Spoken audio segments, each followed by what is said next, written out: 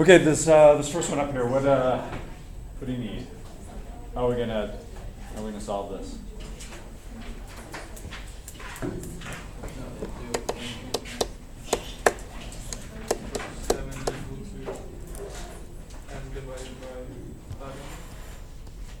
So I got 7 parts per million.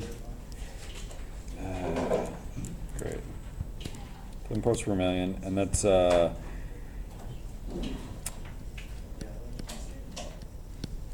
well, I guess we already know what the solute is. So mass of the lead divided by the mass of the water. So, and then times 10 to the 6th. So we know the mass of the water. How do we know the mass of the water?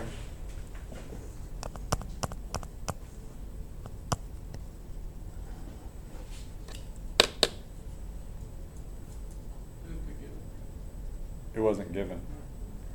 The volume of the water was given. It's 1, right? The density's 1, so then it's liters, so what's that convert into?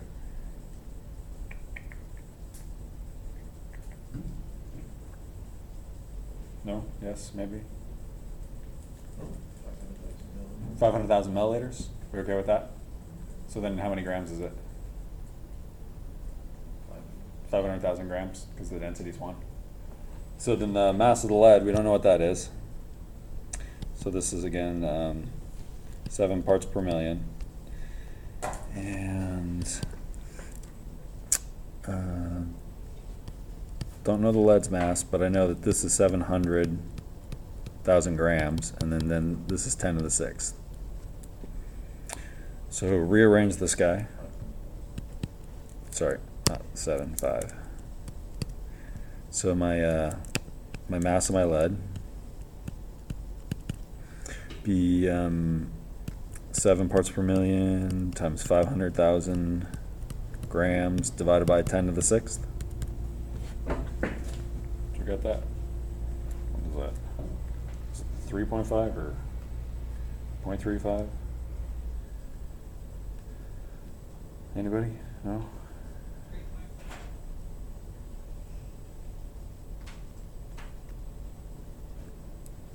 Cool. 3.5. All right. Entropy. So for entropy, the symbol is an S. The units are usually kilojoules, mole, Kelvin, and it measures what?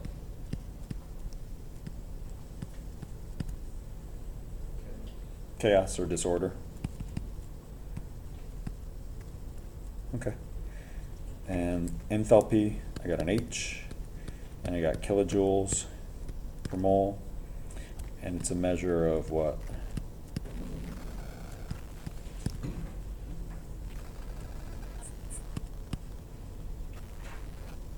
System's energy, or a portion of the system's energy. And Gibbs free energy, I got a G, I got kilojoules per mole. What do you want to put down for its, oh, got to put the equation for this guy too. Delta G, delta H minus T delta S, and its definition?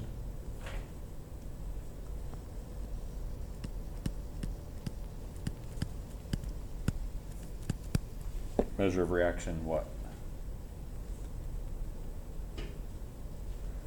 When you're looking at a delta G number, what's important? The sign. So this measures if the reaction's spontaneous or non-spontaneous. So this is a measure of reaction spontaneity.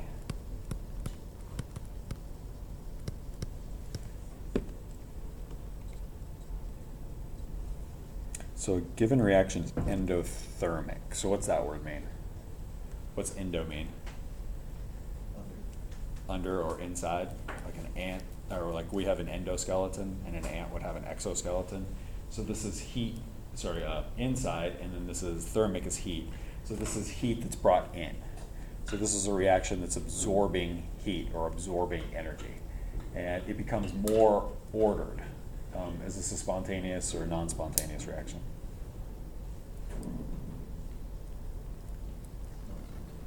Is there any chance it's spontaneous if I change the temp?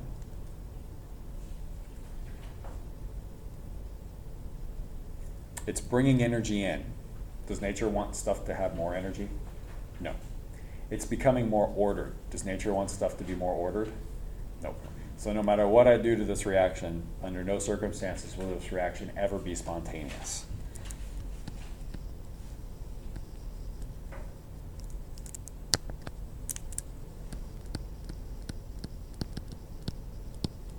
Non-spontaneous because I've got delta H increases, delta S decreases, therefore delta G is going to be a positive value no matter what the temperature.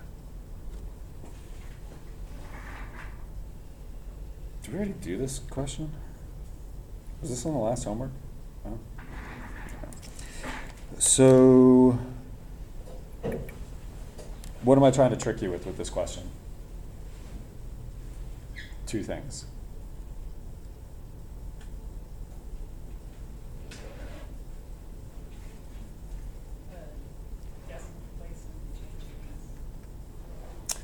The decimal place and the change S? Could be. So really what we're talking about is one's in joules and one's in kilojoules, right?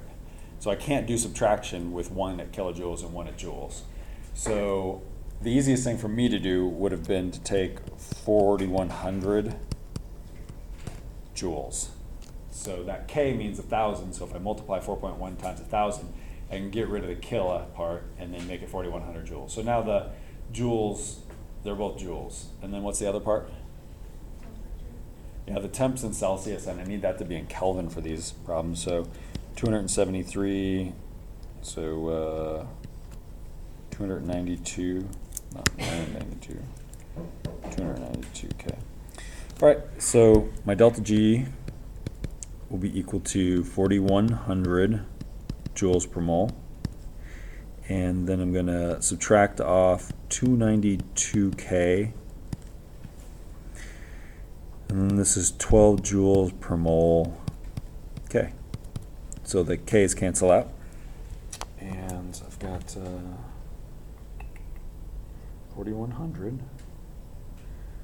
minus 292 times 12. So we get 596 joules per mole. So is this spontaneous? Nope, non-spontaneous because it's a positive value. What about at 78 degrees? So I do this again, 273, 351, delta G, 4,100 joules per mole minus 351K, and then 12 joules mole K, K's cancel.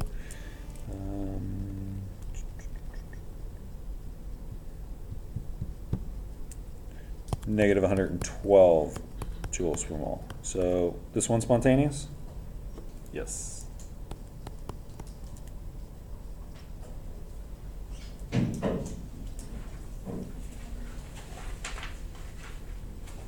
Explain how to make a 500 milliliter solution of 2.25 molar hydrochloric acid given 2.5 liters of 12.1 molar hydrochloric acid.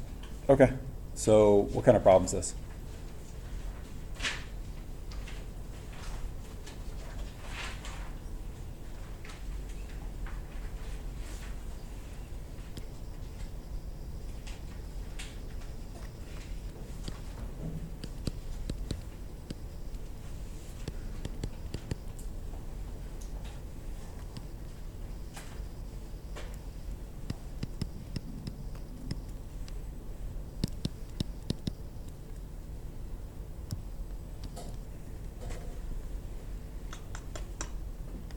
What kind of problem is it? It's a dilution problem, right? I have this concentrated stuff, that's as concentrated as hydrochloric acid can get, and I would like to have a much less concentrated solution, so I want to dilute it down. So in this problem, there's only 4 variables. There's my starting concentration, my starting volume, my diluted concentration, and my diluted volume. What pieces of information do I know?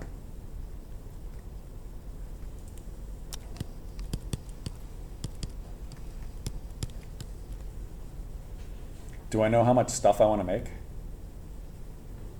Right there, I want to make 500 milliliters, right? So there's V2, 500 milliliters. Do I know how concentrated I want that 500 milliliter stuff to be? I do. I know that I want it to be 0.25 moles per liter. Do I know how concentrated the stuff I have to start with is? I do. It's 12.1 molar. Do I know how much of that concentrated stuff I need to use? No. So that 2.5 liter number, is that appropriate? Is that applicable? Is that important? It's only obliquely important. The only time that that 2.5 liter number would be important is if the answer to this problem, if this V1 that I'm trying to calculate turns out to be 2.6. Then it would be important. Then I just don't have enough of the concentrated stuff to get to the concentrate I want. But that's not the case in this particular problem. So with every single one of these problems, you're always going to be looking for V1. That's what you don't know. How much of this really concentrated stuff, so this stuff right here, how much of this stuff do I put into here? Because I put a little bit of it into that container and then I fill the rest of the container up with water. So all I need to know is how much of the concentrated stuff do I need to put in there. So V1 will always be what I'm looking for. So 0.25 times 500 divided by 12.1, and that'll give me milliliters. So 0.2, clear, 0.25 times 12.1 times 500. So I get, this volume is equal to 10.3 milliliters. Okay, so how do I make the solution?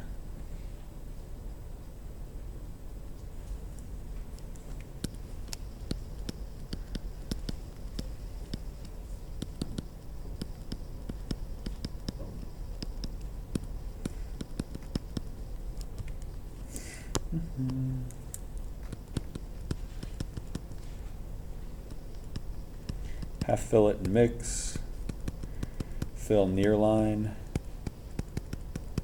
fill to line. Obvious because we don't want to go over. What's the purpose of the catalyst and how does it accomplish this? What's catalyst supposed to do?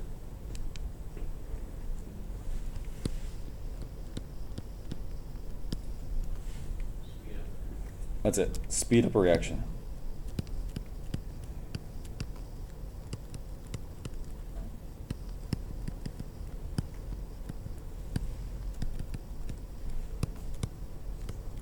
It can't be used up to be considered a catalyst. So can heat be a catalyst? It's going to be consumed. Okay. How does it do this? How does it actually speed the reaction up?